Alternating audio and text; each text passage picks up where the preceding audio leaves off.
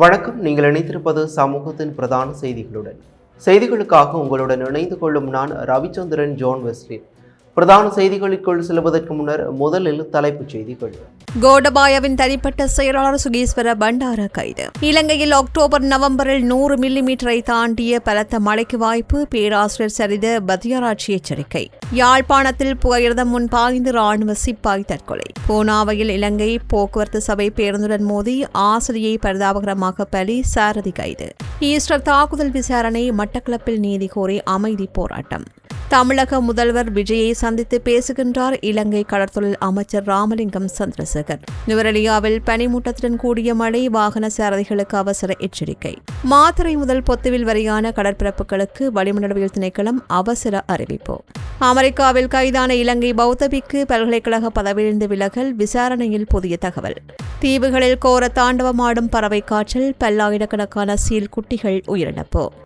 அவை முத தலைப்புச் செய்திகள். இனி தொடர்பென விரிவான செய்திகள்.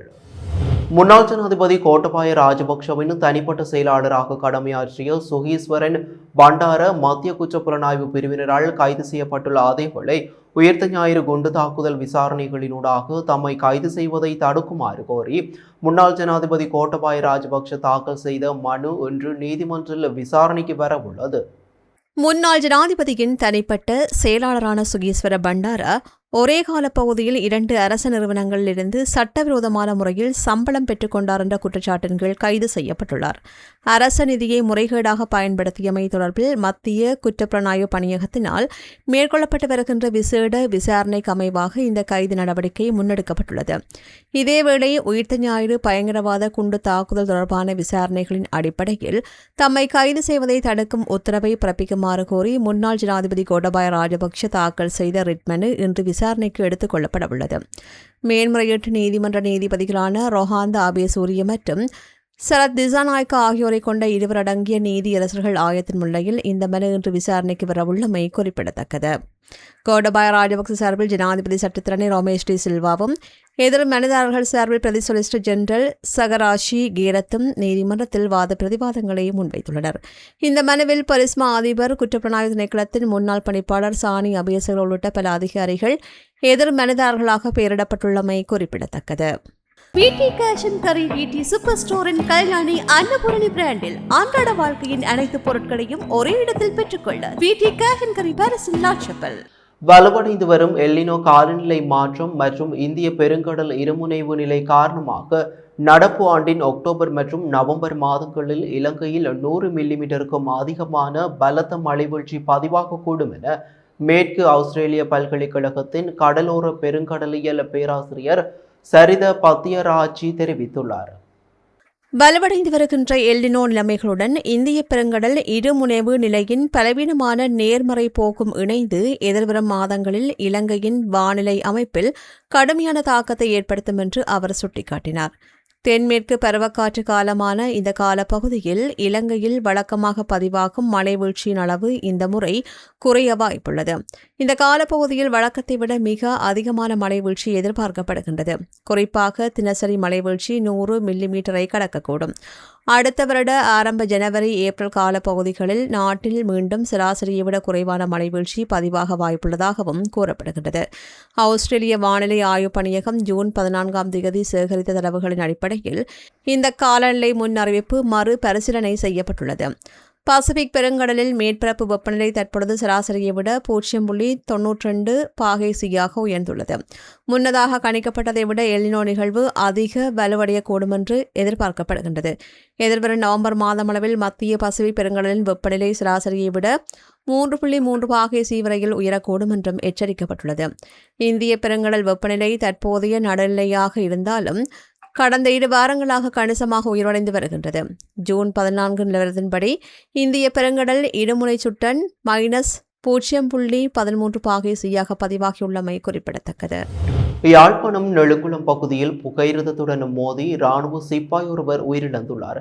கடமைக்கு திரும்புவதில் ஏற்பட்ட சிக்கல் காரணமாக அவர் புகையிரதத்தின் முன் பாய்ந்து தற்கொலை செய்து கொண்டிருக்கலாம் என போலீசாரின் ஆரம்பகட்ட விசாரணைகளில் இருந்து தெரிய வந்துள்ளது.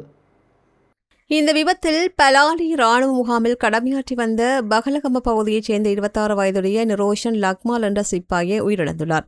சம்பவம் குறித்து யாழ்ப்பாணம் போலீசார் தெரிவிக்கையில், குறித்த ராணுவ சிப்பாய் விடுமுறையில் வீட்டுக்கு சென்றிருந்த நிலையில் விடுமுறை காலம் முடிவடைந்த பின்னரும் நீண்ட காலமாக பணிக்கு திரும்பாமல் இருந்துள்ளார். இந்நிலையில் இன்று அவர் மீண்டும் பலாலி முகாமிற்கு கடமைக்கு திரும்பியுள்ளார். நீண்ட காலம் பணிக்கு வராது குறித்து கொழும்பிலுள்ள ராணுவ தலைமையகத்திற்கு சென்று விளக்கம் அளிக்குமாறு பலாலி ராணுவ அதிகாரிகள் அவருக்கு பணித்துள்ளார்கள். இதன் பின்னர் முகாமிலிருந்து வெளியேறிய சிப்பாய் அரியாலை நெடுங்குளம் பகுதியில் புயலத்தின் முன் பாய்ந்து தற்கொலை செய்து கொண்டுள்ளார். உயிரிழந்த சிப்பாயின் சடலம் மீட்கப்பட்டு பிரேத பரிசோதனைக்காக வைத்தியசாலையில் வைக்கப்பட்டுள்ளதுடன் சம்பவம் தொடர்பில் யாழ்ப்பாணம் போலீசார் மேலதிக விசாரணைகளை முன்னெடுத்து வருகின்றனர். யாழ்ப்பாணம் கண்டி பிரதான வீதியின் பூனாவை கும்புகல்லேவ பகுதியில் இன்று காலை இடம்பெற்ற கோர விபத்தில் ஆசிரியையொருவர் சம்பவ இடத்திலேயே உயிரிழந்துள்ளதாக பூனாவை போலீசார் தெரிவித்துள்ளனர். கண்டியிலிருந்து வவுனியா நோக்கி பயணித்த இலங்கை போக்குவரத்து சபைக்கு சொந்தமான பேருந்து ஒன்று அதே திசையில் பயணித்த மோட்டார் சைக்கிளுடன் மோதி விபத்திற்கு உள்ளாகியுள்ளது. இதன்போது மோட்டார் சைக்கிளில் பயணித்த ஆசிரியை பேருந்தின் பின் சக்கரத்தில் சிக்கி நசுங்கி இவ்வாறு பரிதாபகரமாக உயிரிழந்துள்ளார். இந்த விபத்தில் பூனாவை கலகந்தேகம வித்தியாலயத்தில் ஆசிரியாக பணியாற்றி வந்த 56 வயதுடைய பெண்ணொருவரே உயிரிழந்துள்ளார். உயிரிழந்த ஆசிரியின் சடலம் தற்பொழுது பிரேத பரிசோதனைக்காக வவுனியா பொது வைத்தியசாலையின் பிரேதரையில் வைக்கப்பட்டுள்ளது. விபத்து தொடர்பாக பேருந்தின் சாரதி பூனா போலீசாரால் கைது செய்யப்பட்டுள்ளதுடன் விபத்துக்கான மேலதிக விசாரணைகளை போலீசார் தீவிரமாக மேற்கொண்டு வருகின்றனர். உயிர்த்த ஞாயிறு பயங்கரவாத தாக்குதல் தொடர்பான விசாரணைகள் எவ்வித அரசியல் தலையீடுகளுமின்றி சுதந்திரமாக முன்னெடுக்கப்பட வேண்டும் என்றும் குற்றவாளிகளுக்கு உரிய தண்டனை வழங்கப்பட வேண்டும் என்றும் வலியுறுத்தி இன்று மட்டக்களப்பில் அமைதியான முறையில் கவனஈர்ப்பு போராட்டம் ஒன்று நடைபெற்றது. கிழக்கு சமூக அபிவிருத்தி ஒன்றியத்தின் ஏற்பாட்டில் அதன் இணைப்பாளர் புகாரி தலைமையில் இடம்பெற்ற இந்த போராட்டத்தில் பாதிக்கப்பட்ட மக்கள், சிவில் சமூக அமைப்புகளின் பிரதிநிதிகள் மற்றும் மதத் தலைவர்கள் என்று பெருமளவானோர் கலந்து கொண்டனர். இந்த போராட்டத்தின் போது போராட்டக்காரர்களால் ஈஸ்டர் தாக்குதல் விசாரணைகளை திசை திருப்பும் முயற்சிகளை கண்டிப்பதுடன் எந்தவிதமான அரசியல் தலையீடுமின்றி விசாரணைகள் துரிதப்படுத்தப்பட்டு நீதிமன்றத்தின் மூலம் விரைவான தீர்ப்பு வழங்கப்பட வேண்டும் என்றும், இந்த தாக்குதலுடன் தொடர்புடைய முக்கிய சாட்சிகளாக கருதப்படுகின்ற சுரேஷ் சாலி மற்றும் பிள்ளையான் ஆகியோரின் பாதுகாப்பு உறுதி செய்யப்பட்டு அவர்கள் மூலம் உண்மைகளும் ஆதாரங்களும் சட்டபூர்வமாக திரட்டப்பட வேண்டும் என்றும் கோரிக்கை முன்வைக்கப்பட்டது.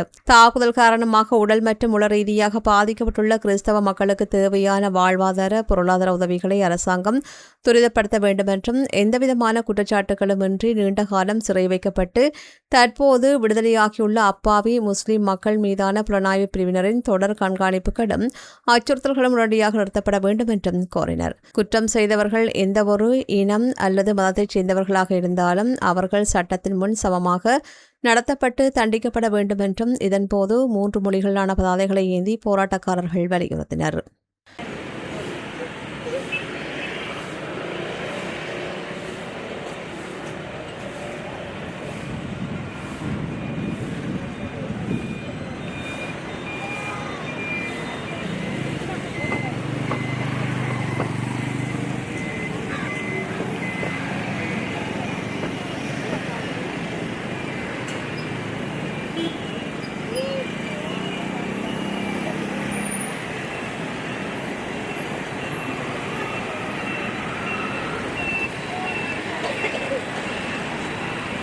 இலங்கையின் மனை விற்பனை மற்றும் நிர்மாணத் துறையில் முதன்மை நிறுவனமான ப்ளூ ஓஷனை நாடுங்கள்.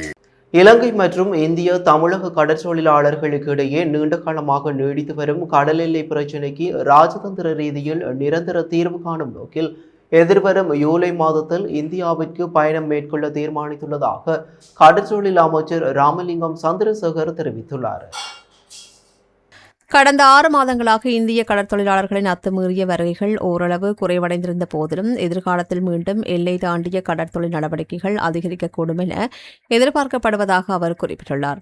இதேபோன்று எல்லை தாண்டிய சட்டவிரோத ஊடுருவல்களை தடுப்பதற்காக இலங்கை கடற்படை மூலம் தேவையான பாதுகாப்பு நடவடிக்கைகள் தொடர்ந்து முன்னெடுக்கப்படும் என்றும், அதேவேளை இந்த பிரச்சினைக்கு நிரந்தர தீர்வு காண ராஜேந்திர ரீதியிலான பேச்சுவார்த்தைகளுக்கு முன்னுரிமை வழங்கப்படும் என்றும் அமைச்சர் தெரிவித்தார். இந்த விடயம் தொடர்பாக கொழும்பிலுள்ள இந்திய தூதரக அதிகாரிகளுடன் ஏற்கனவே ஆரம்பகட்ட கலந்துரையாடல்கள் வெற்றிகரமாக நடத்தப்பட்டுள்ளதாக அவர் கூறினார். இந்த இந்திய பயணத்தின் போது தமிழக முதலமைச்சர் விஜய் உள்ளிட்ட முக்கிய அரசியல் தலைவர்களை சந்தித்து இந்த விவகாரம் குறித்து விரிவாக பேச்சுவார்த்தை நடத்த திட்டமிட்டுள்ளதாகவும் அவர் தெரிவித்தார்.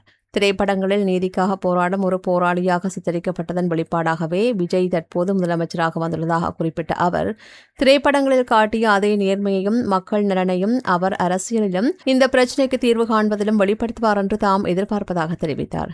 2 நாடுகளினதும் கடற்தொழிலாளர்களின் வாழ்வாதாரத்தையும் கடல் வளங்களின் நிலைத்தன்மையும் கருத்தில் கொண்டு பரஸ்பர புரிந்துணர்வின் அடிப்படையில் இந்த பிரச்சினைக்கு சுமூகமான தீர்வு ஒன்றை எட்ட முடியும் என்றும் தான் நம்புவதாக அவர் குறிப்பிட்டுள்ளார். இந்நிலையில் எதிர்வரும் ஜூலை மாதத்தில் நடத்தப்படவுள்ள இந்த உயர்நிலை ராஜேந்திர பேச்சுவார்த்தைகள் வெற்றிகரமாக அமையுமாயின் நீண்ட காலமாக நிலவி வருகின்ற இலங்கை தமிழக கடற்தொழிலாளர் பிரச்சினைக்கு நிலையானதொரு தீர்வை எட்டுவதற்கான முக்கிய மைல்கல்லாக இது அமையும் என்றும் எதிர்பார்க்கப்படுகின்றது. நுவரெலியா மாவட்டத்தின் பல பகுதிகளில் இன்று காலை முதல் பனிமூட்டத்துடன் கூடிய மழையுடனான காலநிலை நிலவி வருகின்றது.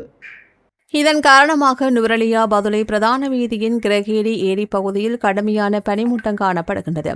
இதனால் இந்த வீதியூடான போக்குவரத்து பாதிப்பு ஏற்பட்டுள்ளதுடன் வீதிகள் யாவும் வழுக்கும் தன்மையுடன் காணப்படுகின்றன.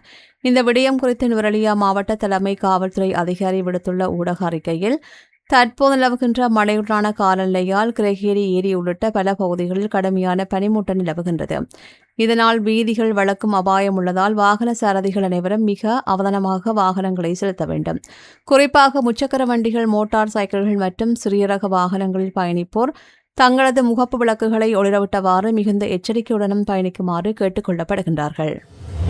மாத்தறை முதல் ஹம்பாந்தோட்டையூடாக பொத்துவில் வரையான கடற்பரப்புகளில் பலத்த காற்று வீசக்கூடும் என்பதுடன் கடல் பிராந்தியங்களில் கொந்தளிப்பாக காணப்படும் என வளிமண்டலவியல் திணைக்களம் எச்சரிக்கை விடுத்துள்ளது.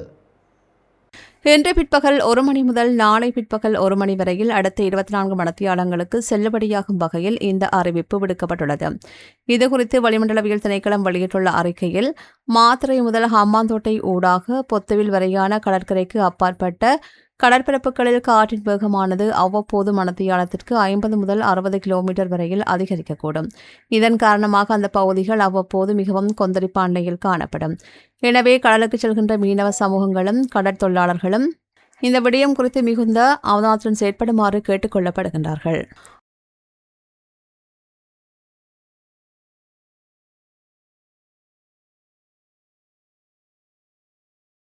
அமெரிக்காவின் பொஸ்டகன் நகரில் உள்ள ஹோட்டல் ஒன்றில் பாலியல் சேவைகளை பெற முயன்ற குற்றச்சாட்டில் கைதான இலங்கையைச் சேர்ந்த பௌத்த பிக்கு தனது பல்கலைக்கழக பதவியிலிருந்து விலகியுள்ளார். ஆட்கடத்தல் மற்றும் வணிக ரீதியிலான பாலியல் தொழிலை ஒடுக்குவதற்காக ஃபர்ஸ்டன் போலீசாரால் முன்னெடுக்கப்பட்ட ஆபரேஷன் ரெட் கார்டு என்ற விசேட ரகசிய நடவடிக்கையின் கீழ் கடந்த சனிக்கிழமை ரிவியர் ஹோட்டலில் நடத்தப்பட்ட சோதனையின் போது இவர் உட்பட 7 பேர் கைது செய்யப்பட்டனர். கைதான 32 வயதான மகாயாயி வினீத தேரர் அமெரிக்காவின் புகழ்பெற்ற டாப்ஸ் பல்கலைக்கழகத்தில் பௌத்த மத ஆலோசகராக பணியாற்றி வந்தார். இந்த சம்பவத்தை தொடர்ந்து அவர் தனது பதவியை ராஜினாமா செய்துள்ளார். இலங்கையில் பிறந்து தனது 10வது வயதிலேயே துறவரம் பூண்ட இவர் 2022ஆம் ஆண்டு ஹார்வர்ட் பாடசாலையின் முதுகலை பட்டம் பெற்றுள்ளார். கடந்த 2024 டிசம்பர் முதல் டப்டஸ் பல்கலைக்கழகத்தில் தியான நிகழ்ச்சி மற்றும் ஆன்மீக போதனைகளை நடத்தி வந்துள்ளார். பணத்திற்கு பாலியல் சேவைகளை பெற முயன்ற குற்றச்சாட்டின் கீழ் வினித தேரர் உட்பட கைது செய்யப்பட்ட 7 சந்தேக நபர்களுக்கு எதிராக வெஸ்டர்ன் மத்திய மாநகர நீதிமன்றத்தில் வழக்கு தொடரப்பட்டமை குறிப்பிடத்தக்கது. இந்த வழக்கில் சந்தேக நபர்கள் எவரும் இதுவரையில் நீதிமன்றத்தால் குற்றவாளிகளாக நிரூபிக்கப்படவில்லை என்பதுடன் இதற்கான விரிவான வழக்கு விசாரணை எதிர்வரும் நாட்களில் இடம்பெறவுள்ளமை குறிப்பிடத்தக்கது. உலகளவில் பரவி வரும் தீவிர H5N1 ரக பறவை காய்ச்சல் காரணமாக ஆஸ்திரேலியாவிற்கு சொந்தமான தொலைதூர அண்டார்டிக் தீவுகளில் பல்லாயிரக்கணக்கான தென்கடல் யானை குட்டிகள் உயிரிழந்துள்ளதாக புதிய ஆய்வொன்றில் அதிர்ச்சி தகவல் வெளியாகியுள்ளது. கடந்த ஆண்டு அக்டோபர் மற்றும் இந்த ஆண்டு ஜனவரி மாதங்களுக்கு இடைப்பட்ட காலத்தரவுகளின்படி ஹேட் தீவிலிருந்து 17,364 சீல் குட்டிகளில் 13,359 குட்டிகள் கடந்த ஆகஸ்ட் மாதம் முதலே பறவைக்காய்ச்சல் தொற்றினால் உயிரிழந்துள்ளன. சில குறிப்பிட்ட பகுதிகளில் மாத்திரம் சுமார் 97% குட்டிகள் உயிரிழந்துள்ளமை கண்டறியப்பட்டுள்ளது. அத்துடன் ஹிங் மற்றும் ஜெண்டு வகை பென்குவின்களின் தொகையிலும் வழக்கத்திற்கு மாறான இறப்புகள் பதிவாகியுள்ளன. ஆஸ்திரேலிய பிரதான நிலப்பரப்பில் இதுவரையில் H5N1 தொற்று பதிவாகாத பின்னணியில் அதன் வெளிவாரி பிராந்திய தீவு ஒன்றில் இந்த தொற்று கண்டறியப்பட்டிருப்பது இதுவே முதல் முறையாகும். சுமார் 1800 கிலோமீட்டர் தொலைவில் உள்ள பிரான்சுக்கு சொந்தமான குராஷெட் தீவுகளிலிருந்து இடம்பெயர்ந்த பறவைகள் மூலமாகவே இந்த கொடிய வைரஸ் ஹேட் தீவில் பரவியிருக்கலாம் என்று விஞ்ஞானிகள் நம்புகின்றார்கள். இந்த நிலைமை மிகவும் கவலைக்குரியது என்று ஆஸ்திரேலிய சுற்றாடல் அமைச்சர் தெரிவித்துள்ளார். மேலும் ஆஸ்திரேலிய பிரதான நிலப்பரப்பிற்கும் இந்த தொற்று பரவக்கூடிய சாத்தியக்கூறுகள் அதிகமாக காணப்படுவதால் அது குறித்து மிகுந்த எச்சரிக்கையுடன் இருப்பது அவசியம் என்றும் வலியுறுத்தப்பட்டுள்ளது. இத்துடன் சமூகத்தின் பிரதான செய்திகள் நிறைவு பெறுகின்றன. தொடர்ந்தும் சமூகத்தின் செய்திகளோடு இணைந்திருங்கள். நன்றி, வணக்கம். எமது RIP பேச்சுக்கு கிடைத்த மரண அறிவித்தல்கள். யாழ்ப்பாணத்தை புறப்படமாகவும் இலக்கம் 54 செப்பல் வீதி யாழ்ப்பாணத்தை பதிவிடமாகவும் கொண்டிருந்த திரு சொக்கலிங்கம் சிவபாலன் சிற்பி அவர்கள் 17/6/2026 புதன்கிழமை அன்று காலமானார். யாழ்ப்பாணம் அச்சிவேலி வடக்கு செல்லமுத்து வீதியை புறப்படமாகவும் இலக்கம் 1016 சந்தை வீதி உடுப்பெட்டியை வதிவிடமாகவும் கொண்டிருந்த திரு கிருஷ்ணர் ஸ்ரீபத்மநாதன் அவர்கள் 17/6/2026 புதன்கிழமை அன்று காலமானார். பாணம் கொக்குவில் மேற்கை புறப்படமாகவும் வதிவிடமாகவும் கொண்டிருந்த திருமதி தவராசா நாகேஸ்வரி அவர்கள் 17/6/2026 புதன்கிழமை அன்று இறைப்பதமடைந்தார். யாழ்ப்பாணம் சாவகச்சேரி பிரிம்ரோஸ் ஸ்காட் கண்டி வீதியை புறப்படமாகவும் உடுவில் வீதி மாணிப்பாய் மற்றும் மருதனார் மடம் சபாபதி பிள்ளை வீதி ஆகிய இடங்களை வாழ்விடங்களாகவும் கொண்டிருந்த செல்வி ஃபேன்சி விமலாதேவி சபாபதி பிள்ளை அவர்கள் 17/6/2026 புதன்கிழமை அன்று கர்த்தருக்குள் நித்திரையடைந்தார். மேலே அறிவிக்கப்பட்ட அனைத்து மரண அறிவித்தல் இறுதிக்கிரியை பற்றிய தகவல்களை அறிந்து கொள்ள ரிப் பேஜை பார்வையிடுங்கள். இதற்கான லிங்க் கீழிருக்கும் டிஸ்கிரிப்ஷனில் பார்வையிடலாம். இது போன்ற செய்திகளை தெரிந்து கொள்ள சமூகம் நியூஸ் சேனலை சப்ஸ்கிரைப் செய்து அருகில் உள்ள பெல் பட்டனை கிளிக் செய்யுங்கள். மேலும் இது போன்ற செய்திகளை உடனுக்குடன் தெரிந்து கொள்ள சமூகமீடியா.com என்ற இணையதளத்தின் வாயிலாகவும் எங்களுடன் இணைந்திருங்கள்.